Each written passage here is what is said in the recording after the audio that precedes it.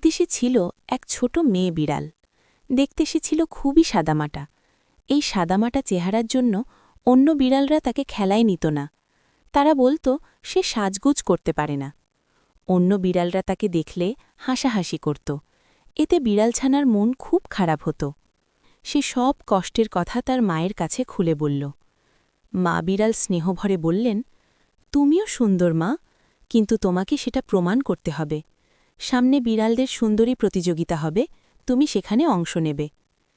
বিড়ালছানা অবাক হয়ে বলল, আমি কি পারব? মা হাসিমুখে বললেন, অবশ্যই পারবে, আমি তোমাকে সাহায্য করব। এরপর মা আর মেয়ে একসাথে সুন্দরী প্রতিযোগিতা সম্পর্কে বই পড়তে লাগল। বইয়ে খুব সুন্দর করে সব নিয়ম এক প্রস্তুতির কথা লেখা ছিল।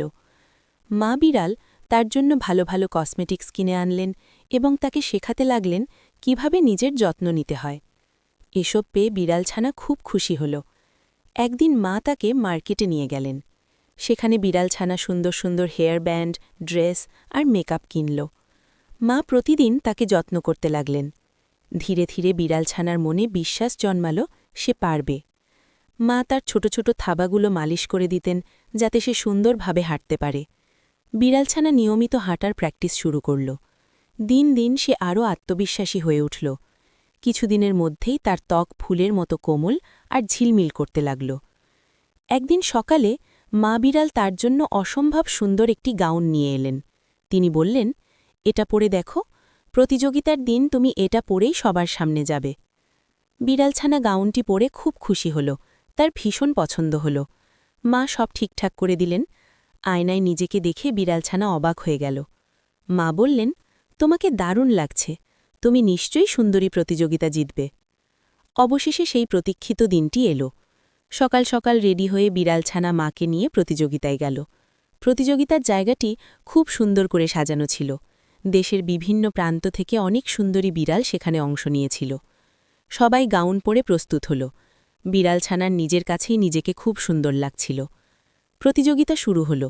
সে বিচারকদের সামনে খুব সুন্দরভাবে নিজেকে উপস্থাপন করল। তার হাঁটা আর বুদ্ধিমত্তা বিচারকদের মুগ্ধ করল। এরপর এলো ফলাফল ঘোষণার সময়। উপস্থাপিকা সোনালি রঙের একটি খাম হাতে নিয়ে মঞ্চে এলেন। সব প্রতিযোগী সারিবদ্ধ হয়ে দাঁড়াল। সবার বুক ধুকপুক করতে লাগল। সবাই ভাবছিল, কে হবে মিস ওয়ার্ল্ড ক্যাট? উপস্থাপিকা কাঁপা হাতে সোনালি খামটি খুললেন এবং জয়ীর নাম পড়ে শোনালেন। জয়ী প্রতিযোগী ছিল আমাদের সেই সাদামাটা বিড়ালছানা। নাম ঘোষণার সাথে সাথে বিড়ালছানা আনন্দে চিৎকার করে উঠল। সে ভাবতেই পারেনি এত সবার মাঝে সে প্রথম স্থান অধিকার করবে। উপস্থাপিকা তার মাথায় হীরাখচিত দামি মুকুট পরিয়ে দিলেন। বিড়ালছানার চোখ আনন্দে ভরে উঠল। এইভাবেই এক সাধারণ বিড়ালছানা পরিণত হল মিস ওয়ার্ল্ড ক্যাটে।